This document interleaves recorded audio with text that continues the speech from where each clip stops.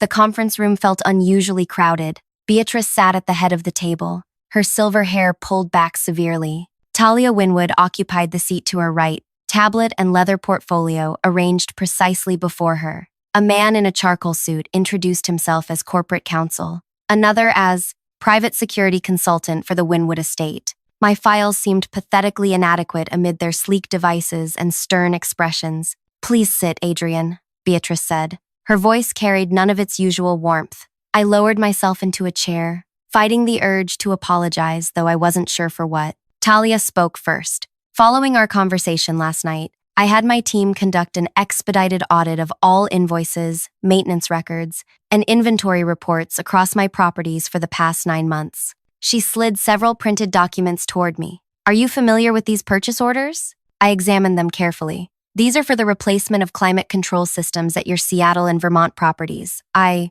wasn't involved in these approvals." "Exactly," Talia said. "They were authorized by Director Ward after your oversight was restricted. Do you notice anything unusual about the specifications?" I studied the documents more closely. "These are industrial-grade systems. Your properties use custom residential units that integrate with the architectural features." I frowned. "And the pricing is extremely high." Talia nodded. "Now look at these." She pushed forward photographs showing installation work at both properties. These were taken by my caretaker staff during installation. I felt a chill as I examined them. These aren't new systems. These are refurbished units. You can tell from the connection ports and serial number formatting. I looked up, but the invoices are for brand new custom installations. The security consultant leaned forward. "We tracked the original units. They were removed, transported to a warehouse in Henderson, and later sold to a luxury development in Arizona. There's more," Talia continued. "Art pieces,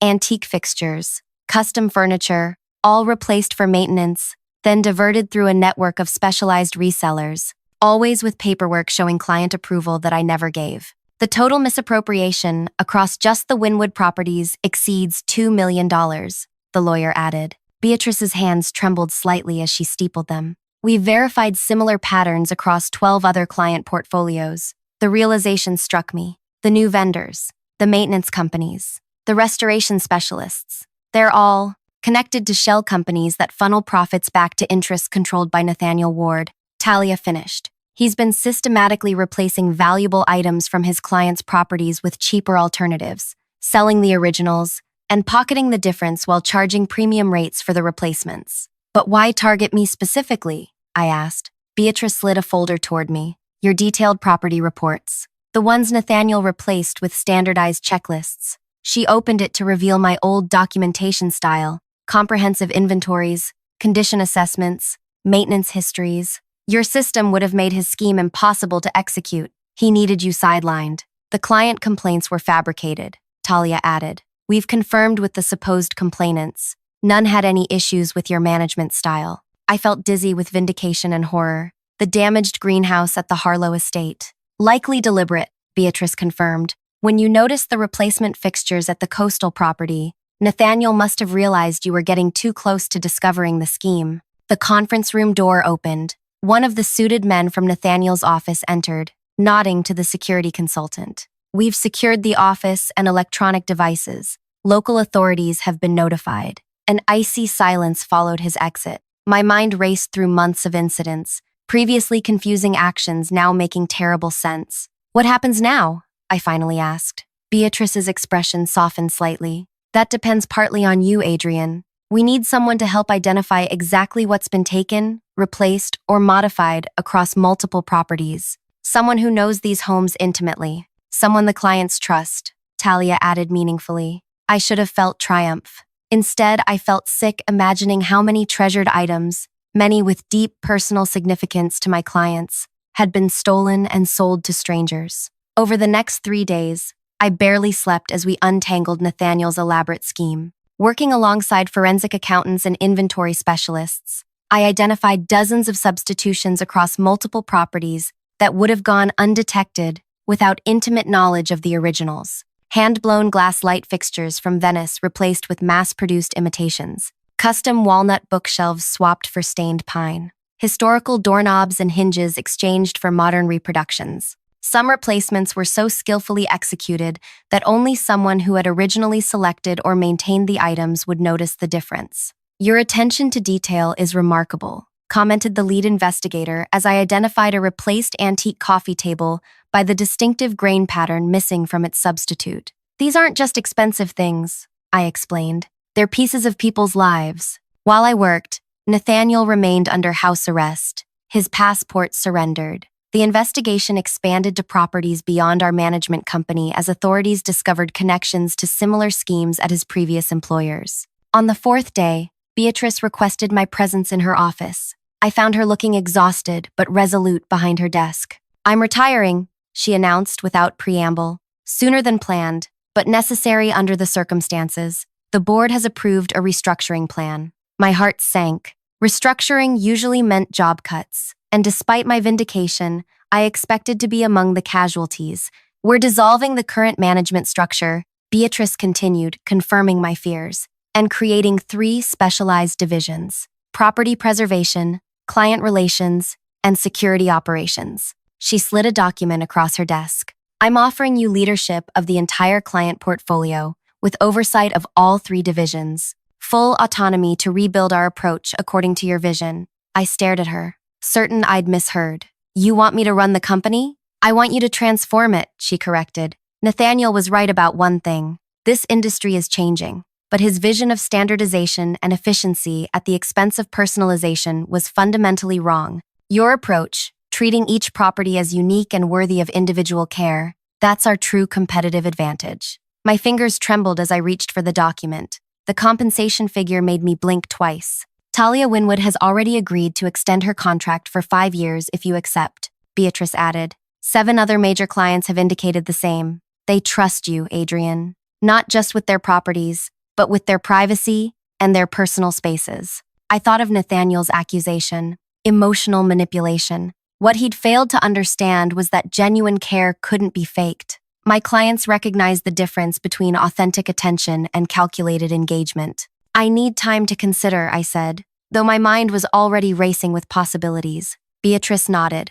"Of course, but there's one more thing." She handed me another folder. "The board authorized recovery operations for the misappropriated items. We've located several significant pieces, including the Harlow greenhouse components. I thought you might want to oversee their return personally." The folder contained shipping manifests, auction records, and private sale documents, a paper trail of Nathaniel's betrayal, but also a map to reclaiming what had been lost. I left Beatrice's office in a daze, the job offer and recovery plans clutched to my chest. Passing through the main workspace, I noticed Penny clearing out Nathaniel's office, her expression grim as she boxed his belongings. She looked up as I approached. "Is it true? About the art and antiques?" I nodded. "He told everyone you were unstable," she whispered, "that your attachment to clients was unprofessional and dangerous to the company." She placed a framed award into the box with unusual care. I believed him. Most people did. I acknowledged without bitterness.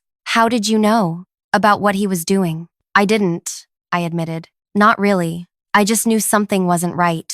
As I turned to leave, my phone buzzed with a text from an unknown number. "Bail hearing tomorrow. Lawyers say easy release with proper financial arrangements. This misunderstanding will be cleared up soon. NW." I stared at the message, astonished by his continued confidence, despite overwhelming evidence. Then another text arrived from the same number. "Might be wise to clarify your role in all this. Several transactions have your initial approval codes. Unfortunate if authorities misinterpreted that involvement." My blood froze. Approval codes could be forged, systems manipulated.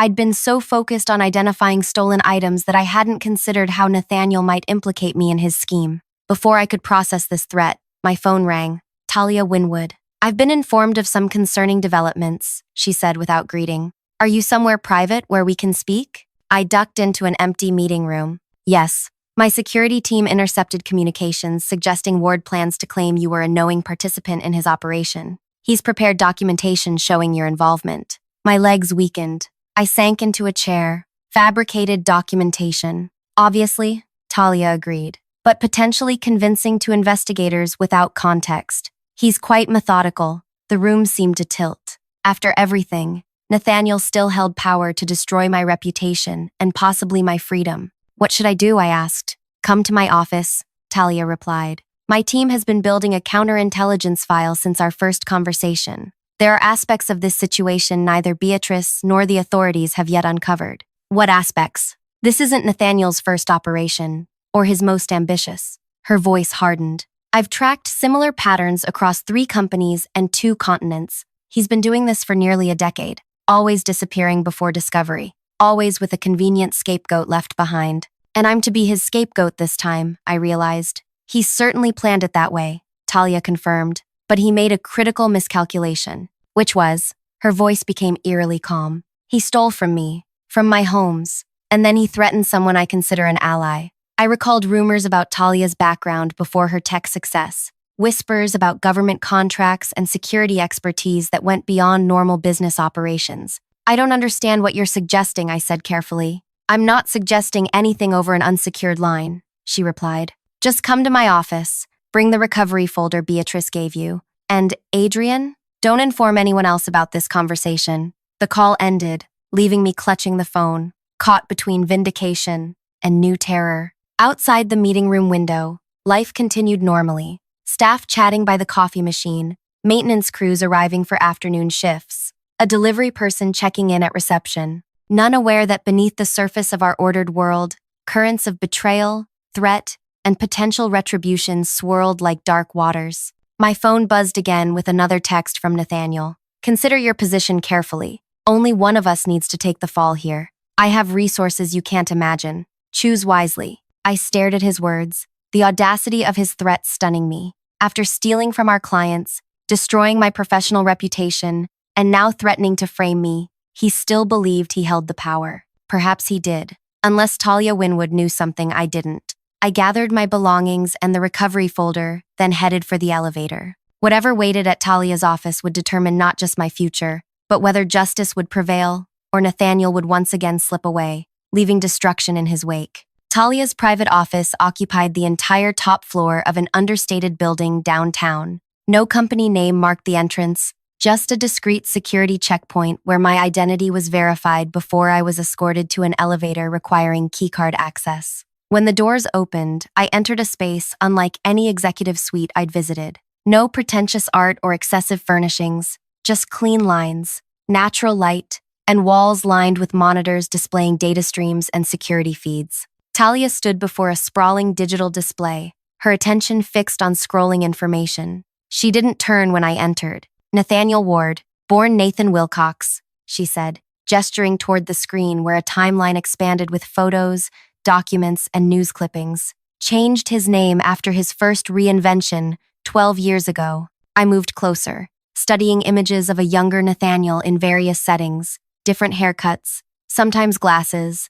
sometimes clean-shaven, but always the same calculating eyes. How long have you been tracking him? I asked. Since he targeted one of my former colleagues 3 years ago. She swiped the display, revealing newspaper headlines about embezzlement charges against a woman named Diana Sullivan. She managed properties for high-net-worth individuals in Vancouver. Nathaniel worked under her for 11 months before evidence of financial misconduct mysteriously pointed to her. By the time investigators cleared her name, he had vanished with millions, and her professional reputation was destroyed. My throat tightened. And you think he planned the same for me? I know he did. Talia handed me a tablet displaying internal company emails. These were recovered from his encrypted accounts. He began building a digital trail implicating you within weeks of his arrival. I scrolled through messages showing my signature on authorizations I'd never seen, backdated approvals for vendor changes, and careful documentation suggesting my knowledge of the substitution scheme. How did he access my credentials? I whispered.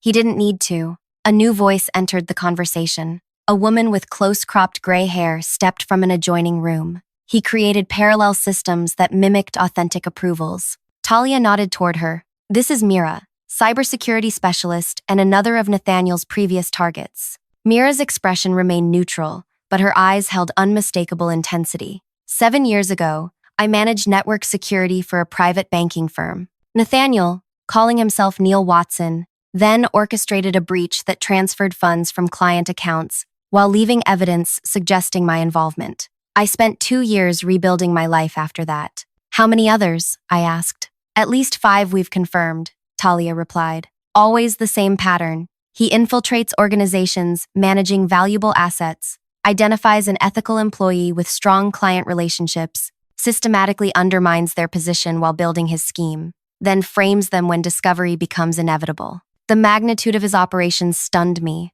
But how does he keep escaping consequences? Mira laughed without humor. Money, lots of it, hidden in international accounts. Enough to make bail, hire premier defense attorneys, create new identities, and start over elsewhere. Until now, Talia added, her voice hardening, because this time he made 3 critical errors. She moved to another screen, bringing up new information. First, he targeted my properties, not knowing I've been documenting his methods. Second, he underestimated your attention to detail and client relationships. And third, she paused, something dangerous flickering in her eyes. He threatened someone under my protection after I'd already begun dismantling his operation. Another specialist joined us, introducing himself simply as Grant. He pulled up financial records showing elaborate networks of transactions. We've traced his hidden accounts, Grant explained. The money trails from previous operations, the offshore holdings, the shell corporations that facilitated the resale of stolen items,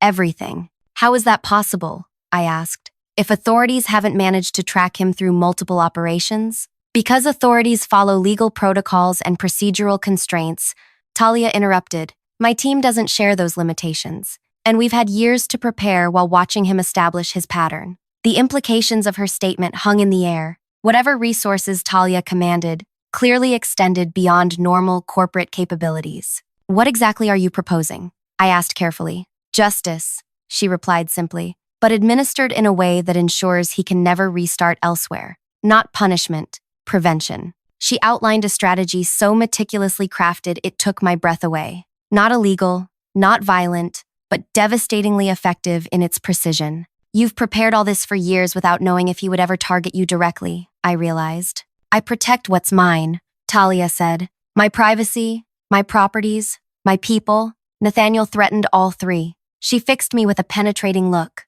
The question is whether you're willing to participate. This ends one way or another, but your involvement would make certain aspects more elegant. I thought of Nathaniel's smug confidence as he dismantled my career. His calculated theft of treasured items from clients who trusted us. His casual threat to frame me for his crimes. What do you need from me? I asked. The next morning, I entered the judicial building for Nathaniel's bail hearing with Beatrice beside me. We found seats near the back, watching as his attorney, a polished man in an expensive suit, conferred confidently with his client. Nathaniel looked remarkably composed for someone facing serious charges. When he spotted me, he had the audacity to offer a small, knowing smile. The message was clear. He expected to walk free today. The proceedings began routinely. Charges read, arguments for flight risk presented. Then, something shifted. The prosecutor received a message, conferred with colleagues, and requested an unexpected recess.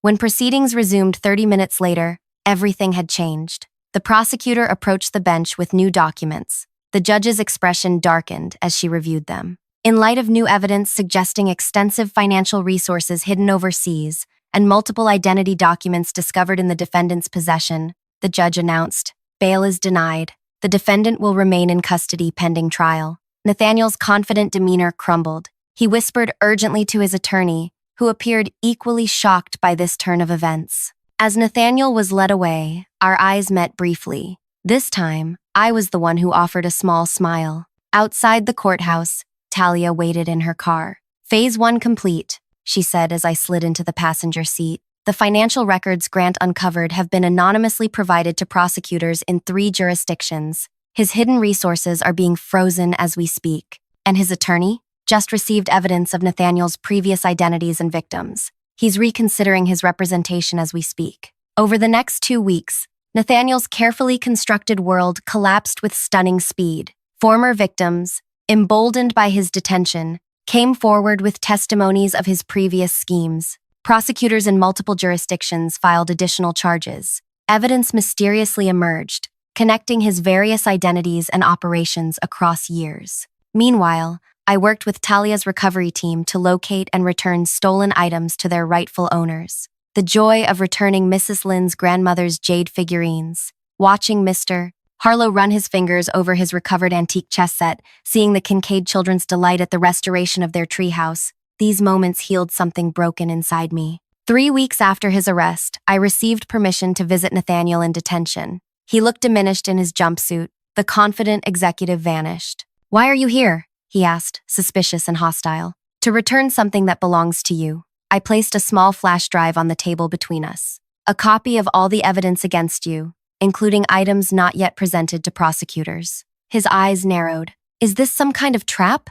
"Just information," I replied, "about how thoroughly your operation has been exposed, about how every hidden account is now frozen, about how each stolen item is being meticulously cataloged and returned, about how your previous victims have formed a coalition to ensure your prosecution." "Talia Winwood," he muttered. "This is her doing. This is the consequence of your choices." I corrected. "You called my client relationships emotional manipulation, but you never understood the fundamental difference between manipulation and genuine care. I built trust by valuing what mattered to my clients. You destroyed trust by seeing only what you could take from them." His facade finally cracked. "You have no idea what it takes to succeed in this world. Sentiment is for fools. Every advantage must be leveraged." "And yet here we sit," I observed quietly. "You leveraged every advantage, while I simply did my job with integrity." I stood to leave, but paused. "The investigators found something interesting in your warehouse.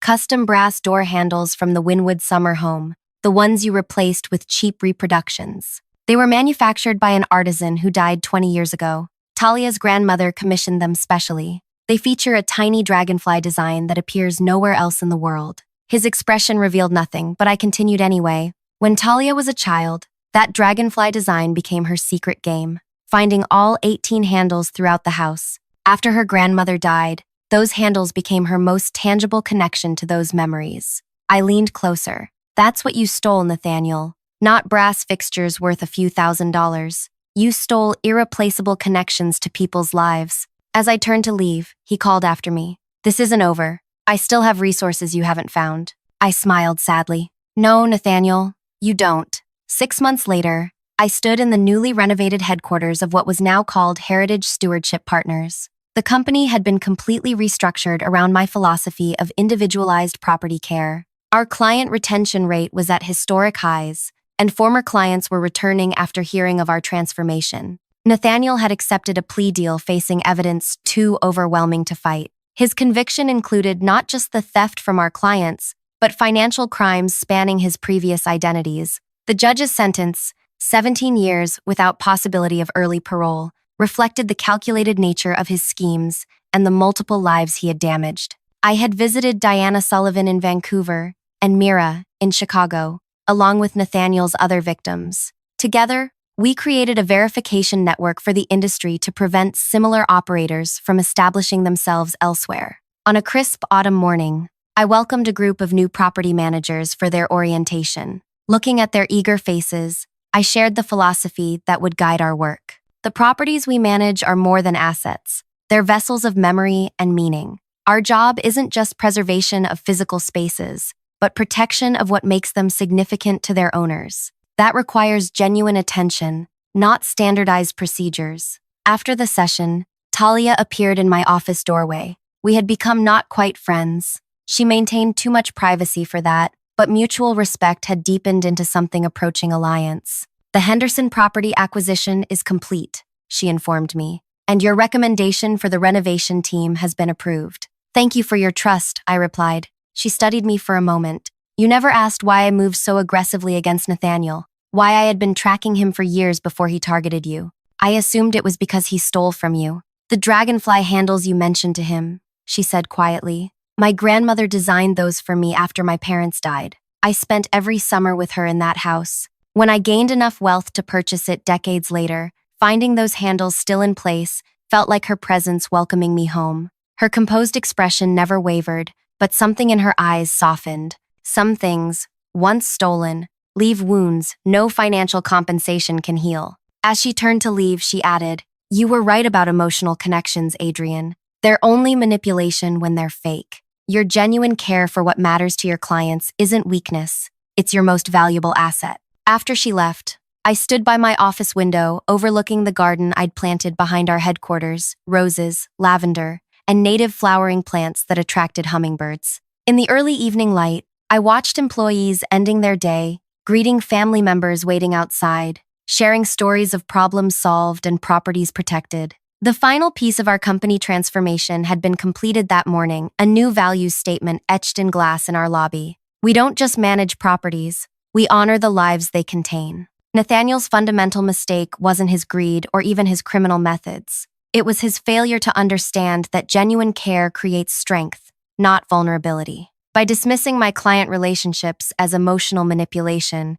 he had overlooked the most powerful force in any business: authentic human connection. If you've stayed with me through this story, I want to thank you for listening. Stories like these remind us that integrity matters, that genuine care is never wasted, and that sometimes justice comes in unexpected forms. If this resonated with you, please consider liking this video and subscribing to hear more stories that explore the complexities of professional life and personal redemption. Share your thoughts in the comments. I'd love to know what you might have done in my position. Until next time, remember that the connections we build with care are always our greatest strength.